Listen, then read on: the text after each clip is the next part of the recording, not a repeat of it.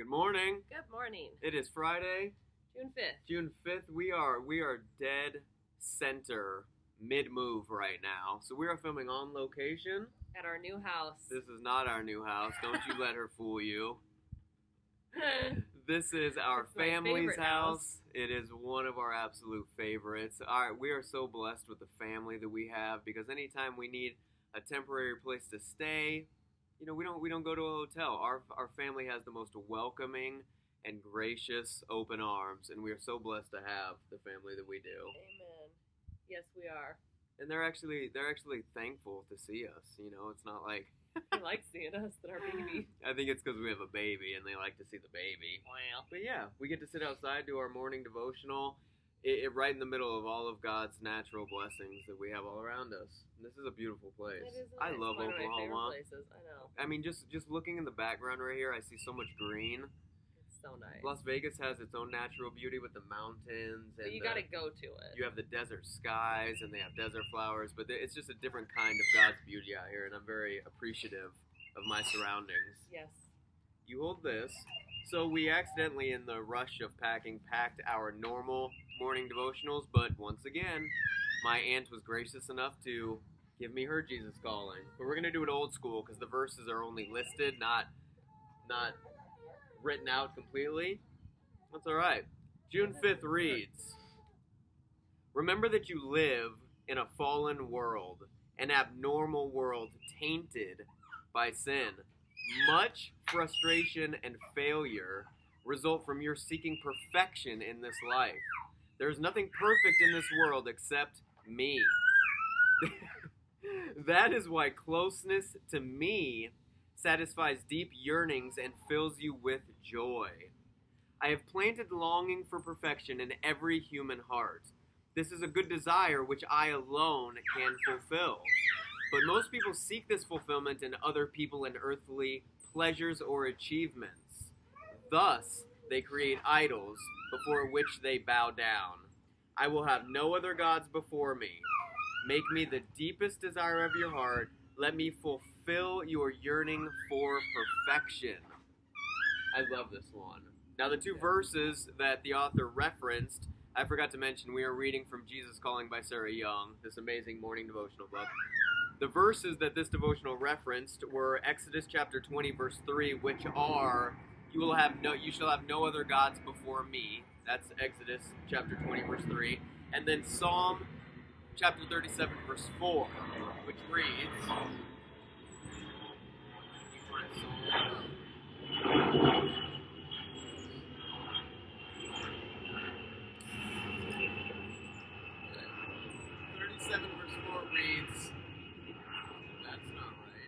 delight yourself in the Lord, and he will give you the desires of your heart. An interesting little inside family. That was an Air Force plane that just flew by, if you heard. My uncle is a retired Air Force pilot for many, many, many years. And that plane is called the AWACS. It's a satellite plane. AWACS. Yeah, Fun little fact. Get a little military history in your morning devotionals. The first part of this rings so true. Are you doing okay back there? Just living my best life.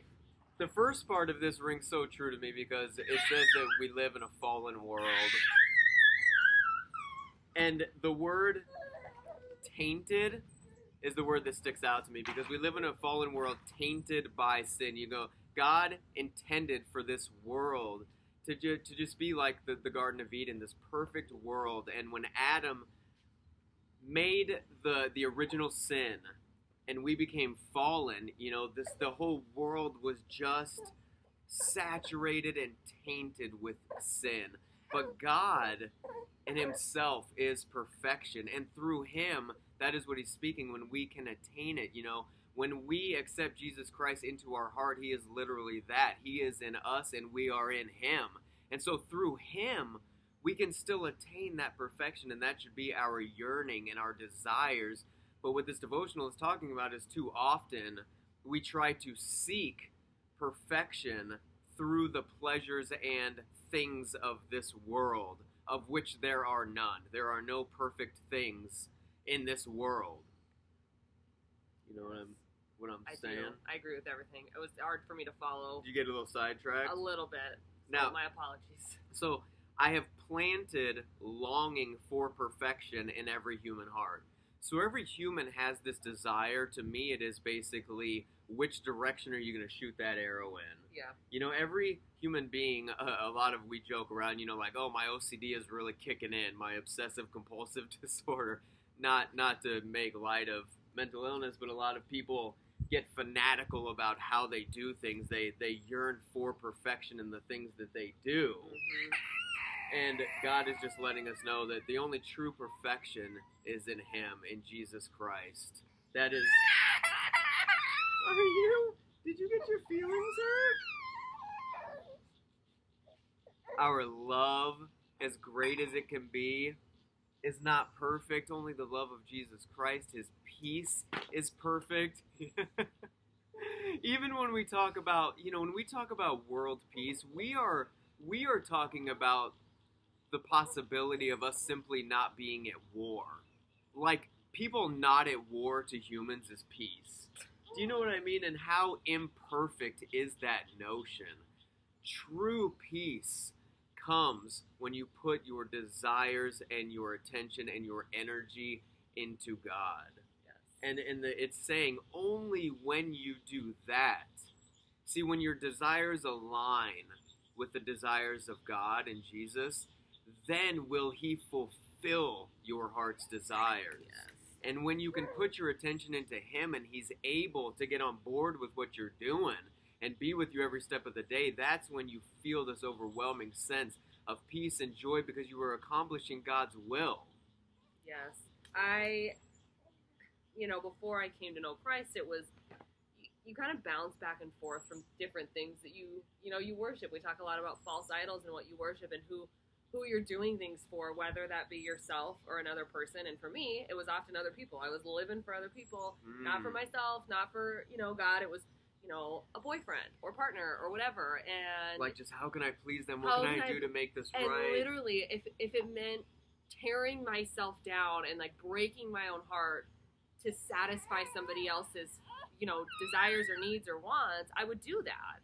And so that's why I stress so much to our young girls how important it is to once, because they're teenagers, how important it is to find someone that puts God first. Oh, yes. How important it is to find someone who worships our one true God, who doesn't worship false idols, who isn't even going to worship them first. Like, a lot of people think like, I should be worshipped. Like, no, you shouldn't. God should be worshipped.